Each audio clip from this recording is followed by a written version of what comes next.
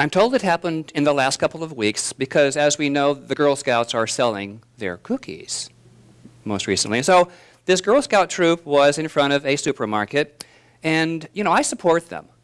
I applaud their willingness to be out there, and I love cookies. So needless to say, I seem to always purchase one box of each variety. And sometimes I have too many to carry in one trip. Anybody else? I mean, I love that they're out there doing something. Well, last week one troop was robbed of all their money. Well, the police were called in and they took a report, and the police officers, when they finished their report, they purchased all of the cookies that the Girl Scouts had remaining on their tables. And they took those cookies to the police station. And they shared what had happened and also the cookies. Well, that was not the end of the story. The police officers then took up a collection and presented a lot of money to that Girl Scout troop. So can you imagine the surprise and excitement on all those little faces to have seen something that at first appearance was less than turn into something greater than? And isn't that what we teach here? No matter what the appearance, there's something greater to be known. Well, good morning, beloved souls. The loving energy of Spirit is alive and well in all experience.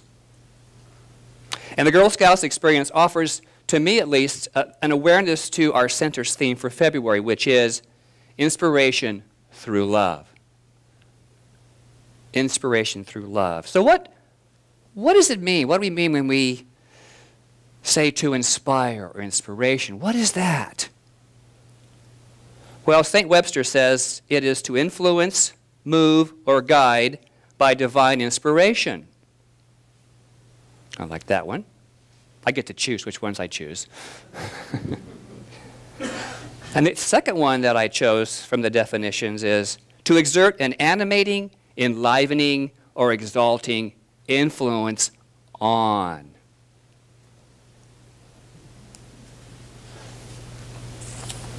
So to move or guide by divine inspiration, and then to exert an animating, enlivening, or exalting influence on. So we're putting our intention upon something greater than the experience. Ernest Holmes offers some clarity on the idea of inspiration. And I quote this. It's from the textbook, and he writes, "Spirit is conscious of love as it is conscious of life.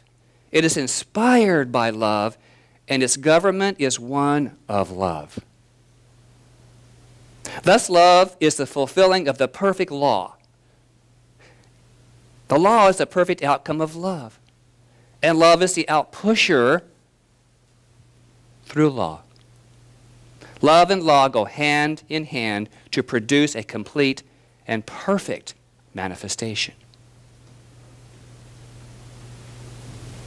And so we have the influence, we have the inspiration, and then we have the ability for that inspiration through Spirit, through the law, to create that perfect manifestation. Girl Scouts know about this now. They understand this in a more profound way than ever before. Well, I believe Spirit is inspired by love and its government, as Ernest Holmes said. Government meaning its process and authoritative direction. There is a government, there is a law, there is a way it works, which you heard in January through the practitioners, the way it works through law. Well, the cliff notes of this whole idea, this whole wording is, for me, Spirit is enlivened by what we love. Spirit is enlivened by what we give our love to. What we love opens our lives to appreciate each precious moment. Each moment. Each moment. And love, as this teaching, Science of Mind, defines for us, is the self-givingness of the Spirit through the desire of life to express itself. And how? In terms of creation. We see evidence in our lives. Quite simply, what we love is what we experience. What we love is what we experience. You know, me being Wonder Man, I wonder a lot.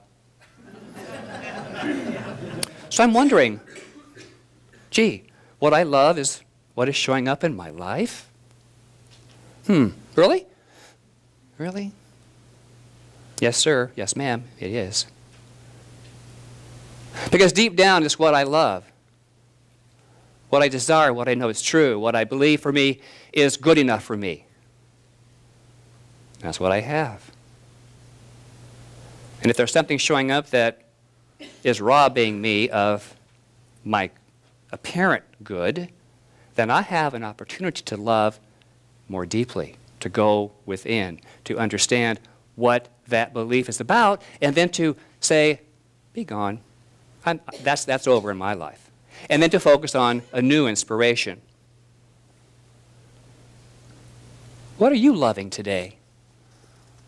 What are you loving today? Are you loving this beautiful day? Did you walk out and go, oh, isn't this a wonderful day? Fresh and clean. How about the rain? Sure. Yeah.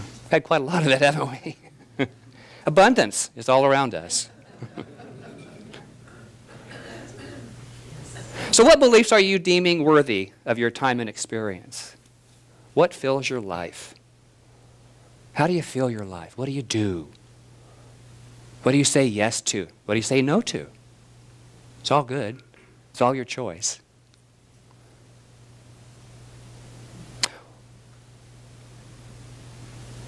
With the idea of worthy, then, first, do you love yourself? Do you love yourself? Are you hesitating when you are asked that question? Or do you say yes inside? Do you love yourself? Yes. Yes. I don't believe you. Do you love yourself? Yes. Well, yes, that's great. So there's a sense when you acknowledge that you love yourself. There's a whew, within me anyway, when I say that. I say, oh yeah, that feels real good. And that's the truth. We should love ourselves first so we can love others more completely. Ernest Holmes writes in the Science of Mind textbook, since the divine must hold us as some part of its eternal perfection, we are fulfilling our destiny when we think of ourselves as already divine and perfect. Perfect. By whose standards? Yeah, spirits, yeah. We are divinely perfect. There's nothing we need to change, except sometimes we have a little attitude adjustment. So my mother taught me that. Change your attitude. Thanks, Mom.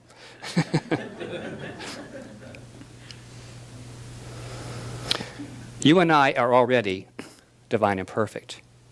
Say that, let's say this affirmation. I am already divine and perfect. Just where I am. Just where I am.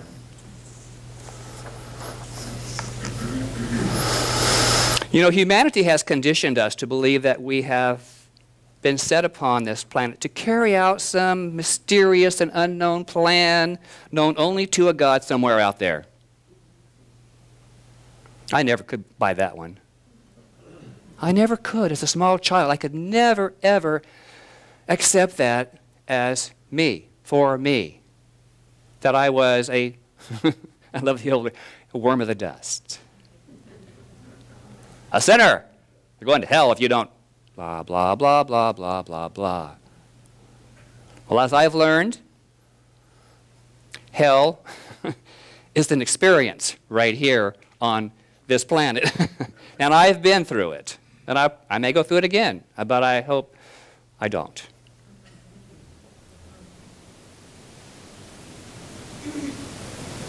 Well, that plan that I learned from the old Sunday school days included us being good boys and girls, whatever that means. And that helped to guarantee that we would enter some eternal place in an afterlife somewhere, well, whatever that is. And so my lesson for today, the ebb and flow of spirit, is designed to offer clarity and assurance of the greater truth, not the greater place of who we are, right here, today, in this moment. Now, the science of mind teaching does not believe in a mysterious plan. It could be a mystery to each one of us as we work into our life. But this teaching offers a truth that is consistent with the great spiritual minds throughout history.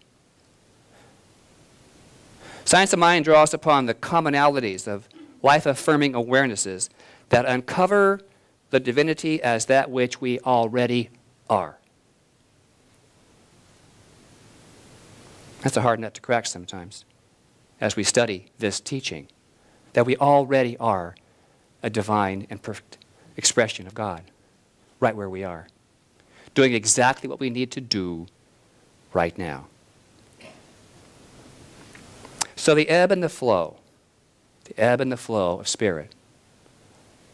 Ebb is defined as a period of, or a state of decline. Rise is the flow.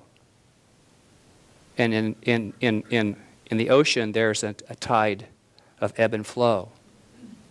Tide goes out, it flows back in. We as human beings do have our moments, our ups and downs, our ins and outs. The ebbs and flows of awareness is what it is. And what seems like there's no water on the beach right now of our life, like life, we should expect the water to come back in and fill us.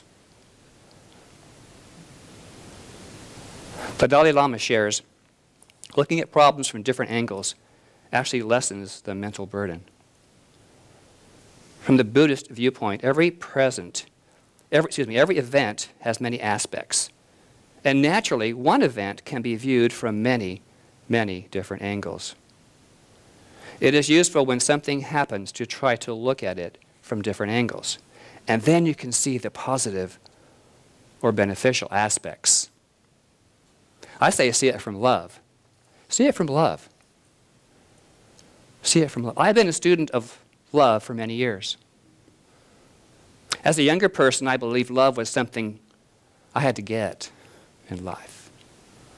Anyone else? Something you had to go out and get. Yeah, whatever that was, you know. I was mistaken. I learned love was not something to get, but rather something to give. I learned that love, in the purest sense, is a higher love. And it comes from a deep, deep knowingness of worthiness. I am worthy of love. And so are you.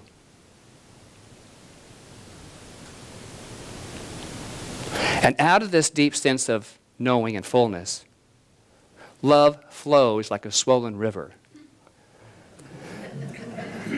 We know that one, don't we? Rushing to its destination without any hesitation.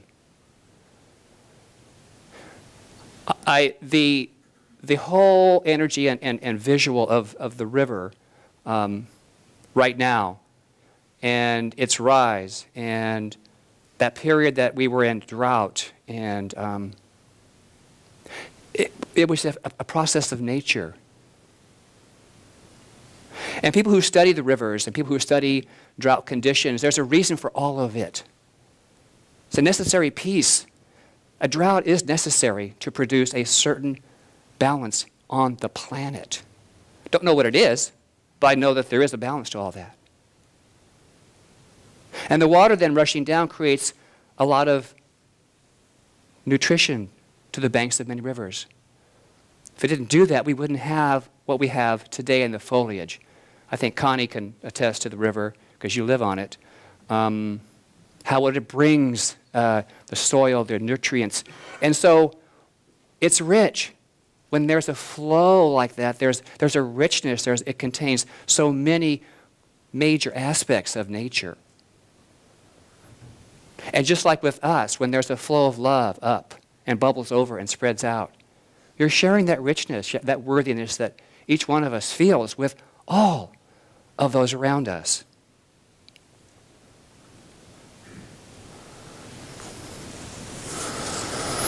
What I know about love is this. Love is the inlet which causes the river to rise to greater awareness and a greater knowledge in our lives. Each of us has the choice of right reasoning, giving cause to our lives. We give cause to our lives.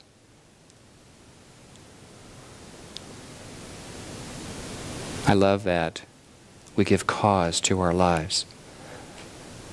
Does that scare you? That means we have volition. We have choice. And if what is affecting, what we planted out there is not what we want to see, then we have cause, choice to replant in our own minds, in our own lives. Now there may be an ebb and a flow, the ebb being a dark time, but it's always followed by a greater flow as we gain assurance in the knowledge of our divinity as spiritual beings.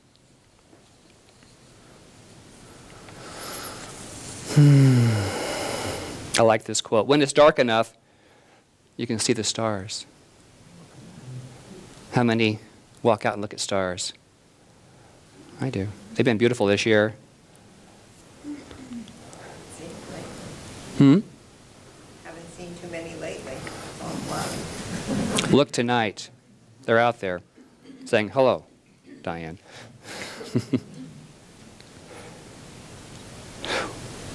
And by this statement, I mean when we close our eyes to the world of effect, there is a bright light of truth, the divine presence as that ever-ebbing, ready to flow love.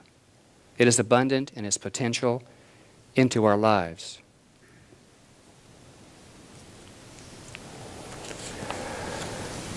One of the most important aspects for me is the idea of our personal potential.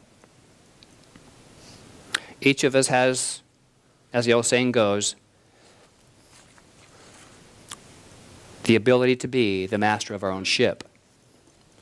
And the more we can know and believe this idea for ourselves, the more responsible and grateful for our own experiences we can be. We are the skippers in the position. We're at the helm, steering our own course at all times. So the greater the experience, the greater the understanding that process we go through is necessary to move us forward on our spiritual itinerary. We're designed to move forward. If you noticed, the physical body is designed to move forward. Ever try to run in reverse? You know, a step or two, but jog, maybe for 3 or 4 steps, and then, whoop, hello. But we're designed to move forward. And don't even think about reverse skipping. It doesn't work. It doesn't work. The blood flows one direction, doesn't it? It never changes and goes and backs up. Well, doesn't go in reverse. The eyes look out. They see forward. They can go up, down, around, but basically forward. And the neck, well, it moves a little bit, but it's not a 360 view. Although in cartoons I see that, but. And our nose only points one way, doesn't it? Forward. It's not back here. It says that, so our own bodies say, move forward. Move forward. It's really hard to look back physically unless you turn your whole body. It doesn't want to look back. You have to actually turn around. So for me, that was quite profound to think even our bodies are designed to tell us, to show us, to example for us that we move forward through life.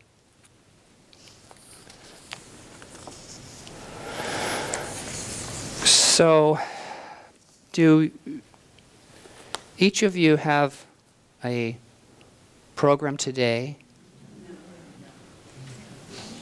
Well, can you see? Do you know what's on front? Yeah, it's a symbol for the month. Well, when Reverend Kathy and I candidated for this position, we used a theme which we called head, heart, and hands.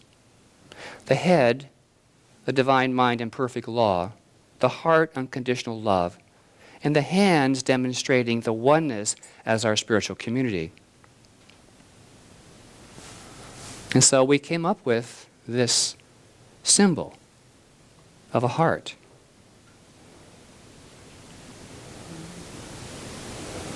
You want to try it? You want to try it? You want to try it? It's easy to do. It's just a reminder that, you know, we can move into life with love as one community. Because without any piece of that, it's not complete. We must have the head, the heart, and the community of hands. So let us continue to be divinely guided and inspired to the love of God. For it is ever perfect and magnificent. It's right here where we are. It's all that it is. Before our very eyes. The ebb and flow will always continue. I urge you to bless both aspects. One visual for me is that I see a river, and I've done this, kayaking, individual little kayaks, and there's a thing called an eddy. You know what that is? It's a little calm spot along the river, and you can pull out into it, and you can rest for a moment. And you can observe what's going on. When life gets too fast for you, too much for you, too high for you, too tumultuous for you, remember you have a chance to move off into a peaceful place in that river called an eddy. And take a moment and be grateful. Remain steadfast in the truth of one God is one love, and everything else will fall away. All that remains is love, as you and as me. Namaste.